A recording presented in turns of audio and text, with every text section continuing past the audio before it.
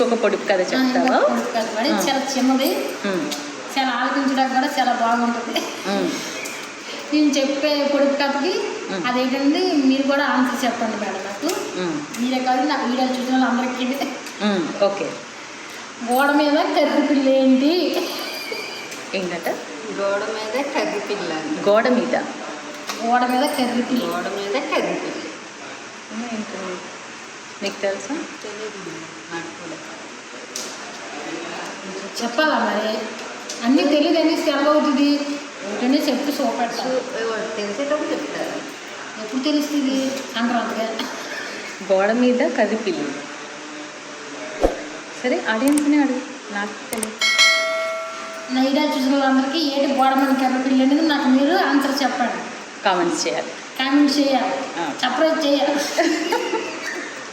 లైక్లు చేయండి. అది చాలా మంది చెప్పలేరు, ఎవరు తెలిసిన వాళ్ళు అయితే, అది పెద్దవాళ్ళు అవుతారండి. పాతదా? ఓకే సరే.